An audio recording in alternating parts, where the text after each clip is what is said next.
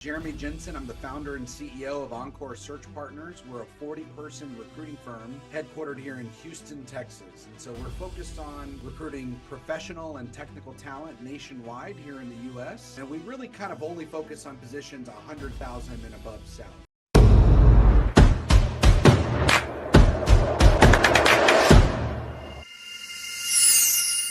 Hey guys, and welcome to the Grow IT podcast. One of your hosts here, Trekking.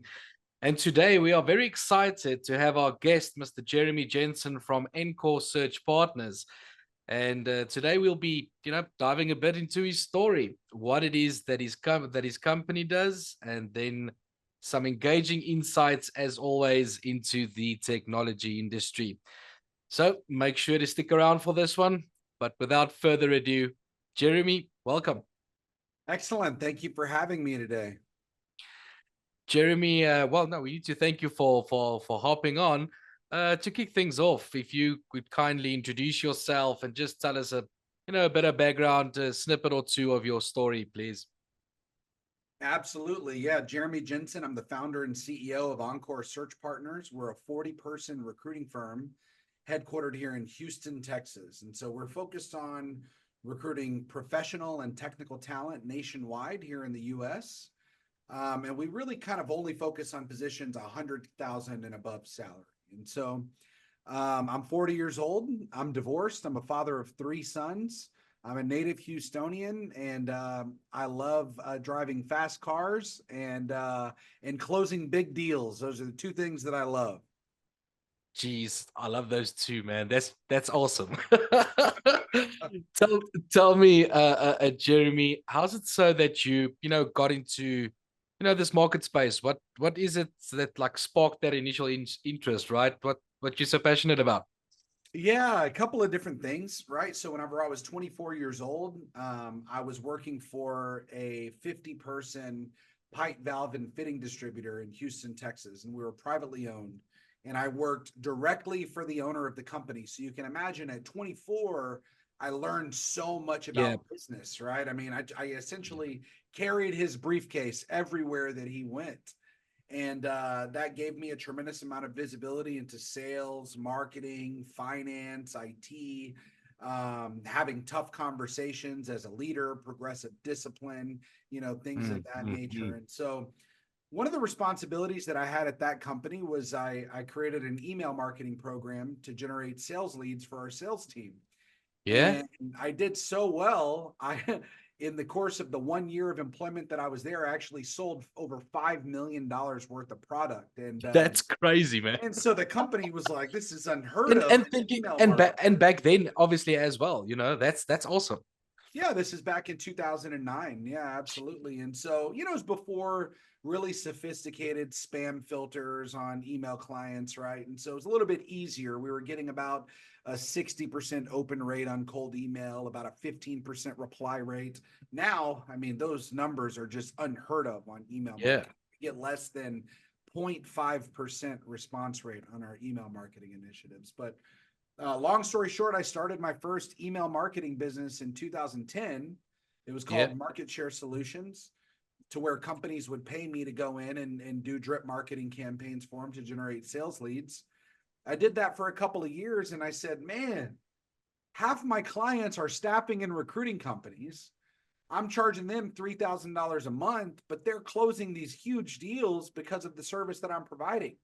So I said, Yeah. man, I'm in the wrong business. And so in January of 2013, I actually changed the business model and started a recruiting company. And so that's actually how I got into the industry, man. My word. I knew how to generate sales leads, but I didn't even have any recruiting experience. I just knew that I could do it better than everybody else in the space. Yeah. Yeah, that's awesome. Tell me based on your expertise, what would your take be on the current market trends? What have you like picked up lately on where's the winds blowing at these days? Yeah, I mean, we're seeing a lot of change, obviously after post-COVID, right? So, a Sure. lot of companies prove that they can be just as profitable and productive working from home, right? And so, especially in IT roles and software engineering and tech support, we're seeing a lot of work from home opportunities. Yeah. Unfortunately, that's breeding a lot of very talented people.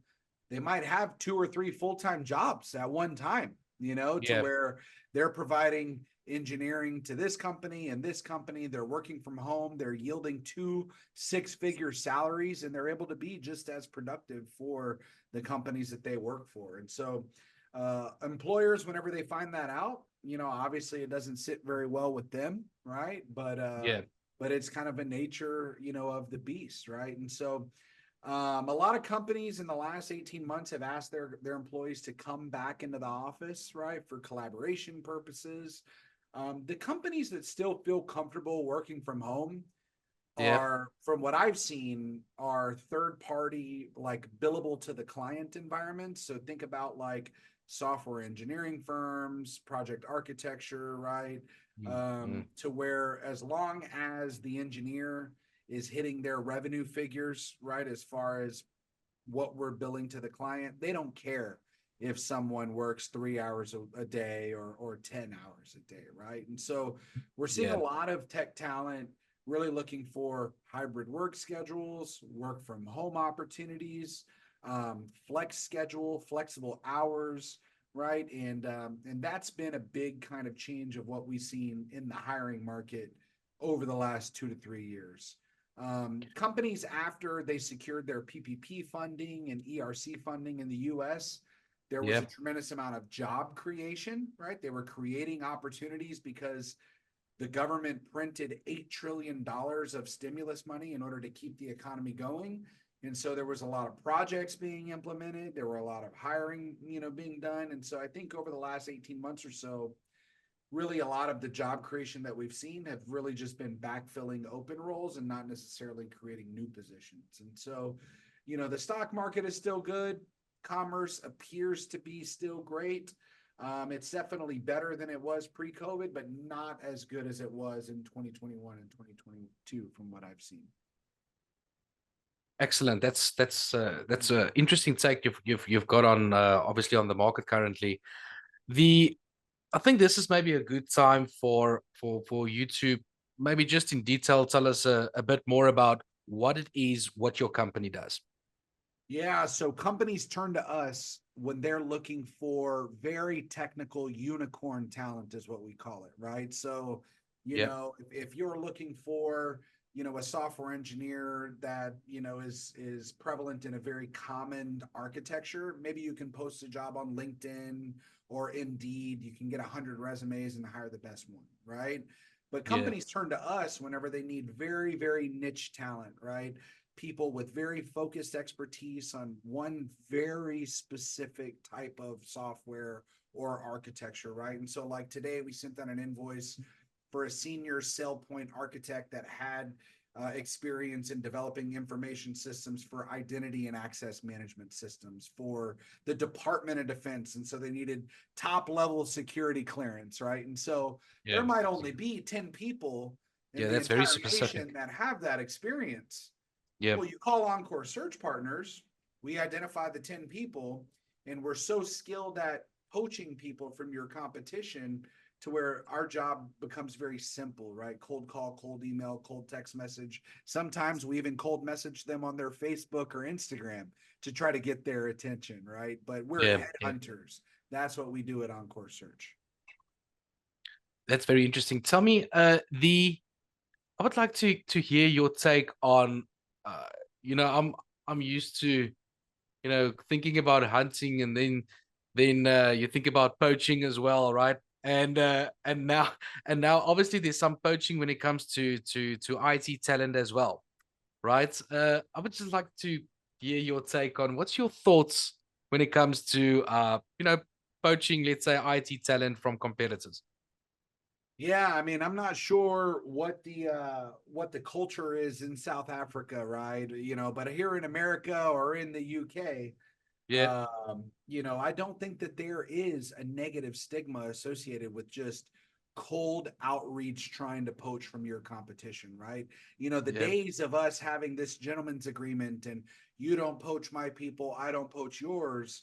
I think those days are through, right? Is it You out the know, window?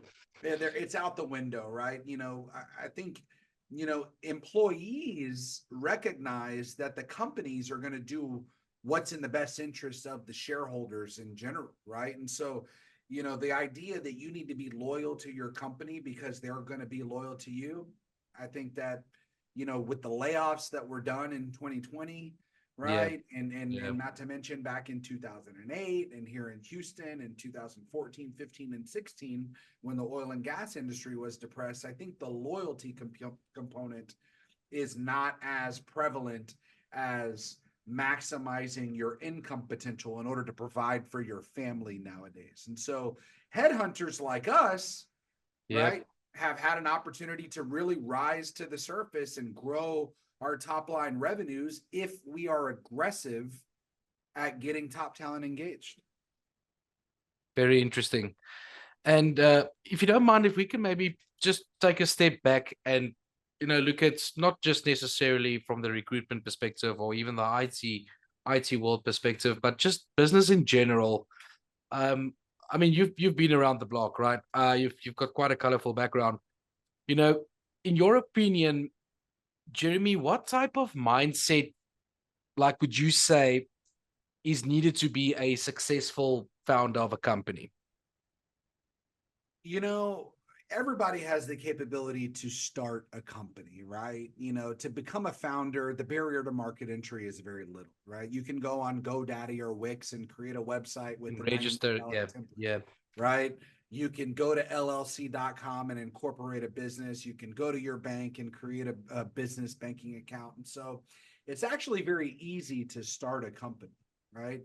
And to be quite honest, when I started in 2010, you know, it took me about 6 years to grow the company to just 1 million in revenue, right? And like, you know, especially in the IT managed service space, there's a yeah, lot of $1 million businesses out there, right? Super yeah, common, right? But in order to get to that 10 million mark, right? In order to become successful, you've got to yeah, have a growth mindset. You've got to be able to learn from your mistakes. You've got to have the ability to make decisions quickly and execute. You've got to be fully prepared to fail, right? And learn from your mistakes and pivot quickly, right? And not let it hold you back, right? Or get you in a bad mental state whenever things don't go right, right? And yeah, so I think it requires a tremendous amount of mental toughness, fearlessness, in order to get from 10 million to 20 million, right? Obviously, you've got to be a great leader.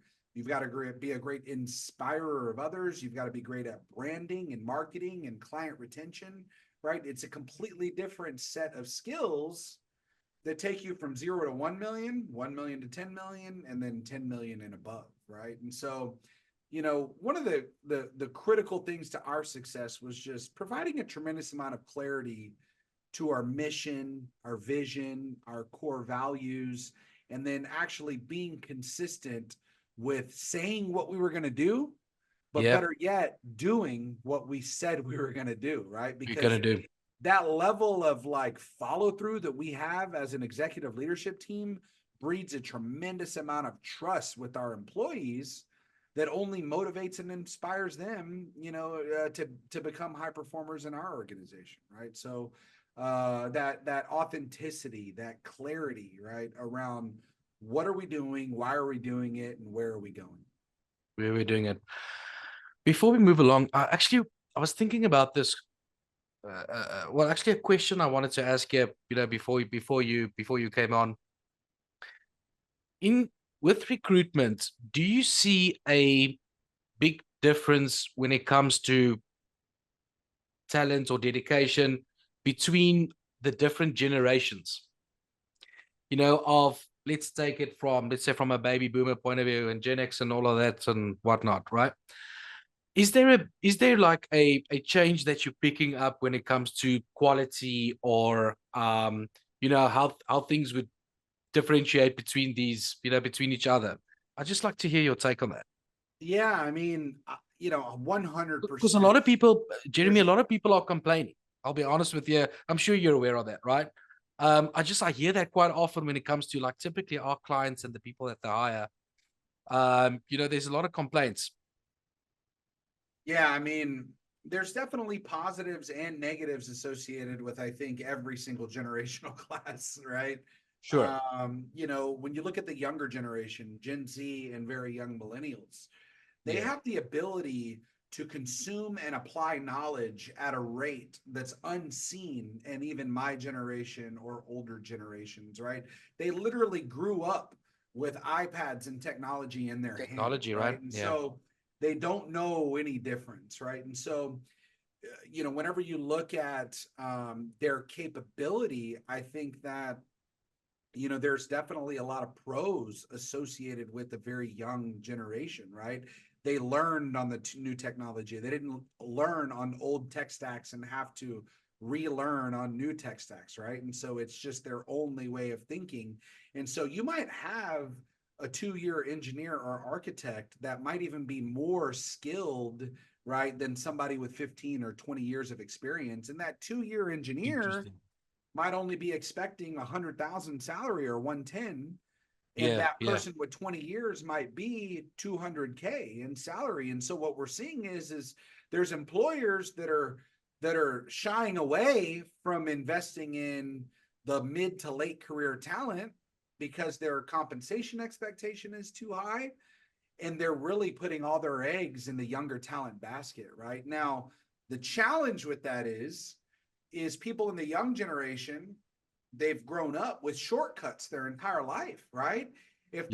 If they want a meal, they just open up an app, right? And they can have it on their doorstep in 20 minutes, right? Yeah. If they want a date with a girl, they don't have to go to the bars like you and I did and Yeah. put on cologne and come up with a good one line and approach that girl that's sitting, Oh, those one-liners.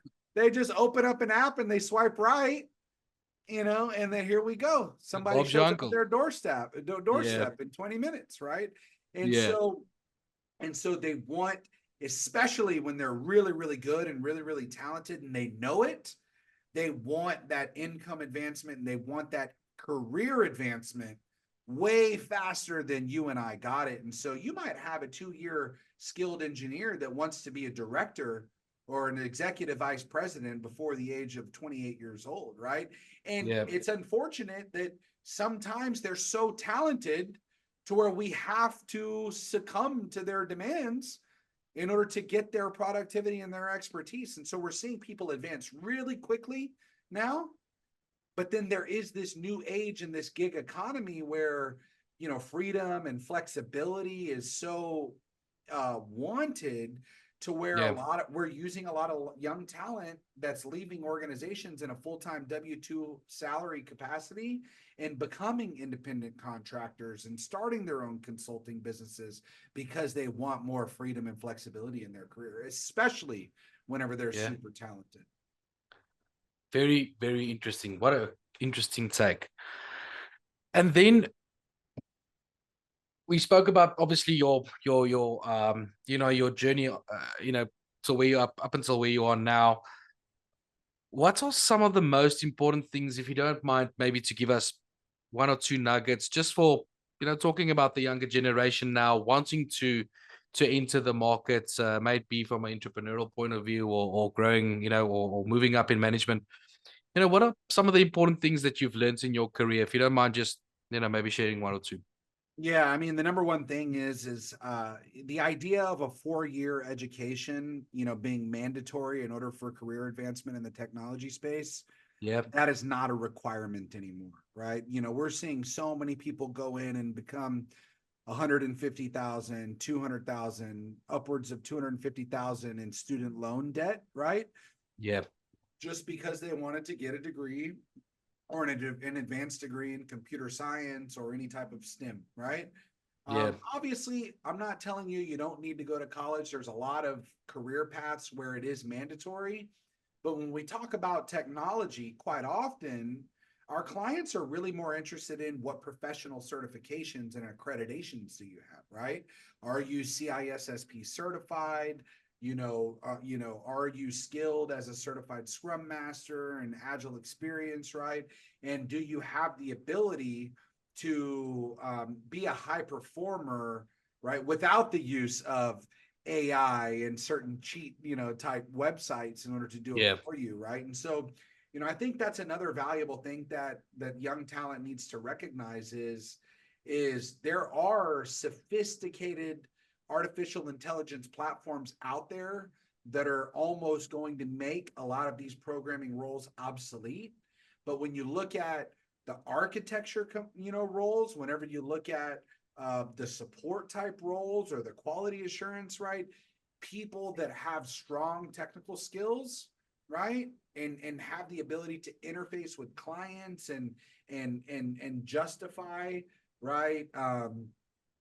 Bill ratios and manage projects. I think those are skills that are becoming increasingly more valuable than just being the technical programmer behind the scenes, for sure. Yeah, that's a very good golden nugget you're putting down there. I think there's a lot of people going to make notes from this podcast. I can promise you that. Jeremy, I need to thank you for coming on today. You've provided such good value. I can fully understand why your business is doing so well. Good luck to you and the company, only growing from strength to strength. And then just lastly from my side, tell me, where can the listeners, where can the guys get hold of you and the business? Absolutely. So if you're a hiring manager that's looking to poach top talent from your competitors, please shoot me a direct message on LinkedIn. I'll be happy to engage there. Jeremy Jensen, I'm the CEO of Encore Search Partners. We're in Houston, Texas, but we do recruit nationwide. We can do technical roles, we can do management roles, we can do sales roles if you're looking to increase your revenue, right?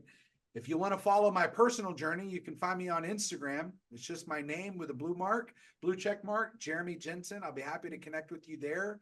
But man, I really enjoyed, chatting with you today. And I think that using a headhunter could be the massive growth catalyst for so many small to mid-sized companies that are struggling with growing, right? Guess what? The easiest way to increase your revenue is to just steal it from your direct competitor. Call Encore Search Partners. Excellent. Thank you, Jeremy. Thanks for hopping on. Thanks. All the best.